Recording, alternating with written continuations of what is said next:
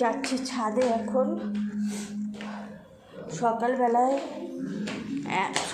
না, 1:55 আমি ছাদের চাটুটা রেখে এসেছিলাম তেল দিয়ে। আজকে সেই ভাইরাল ইয়েটা করবো।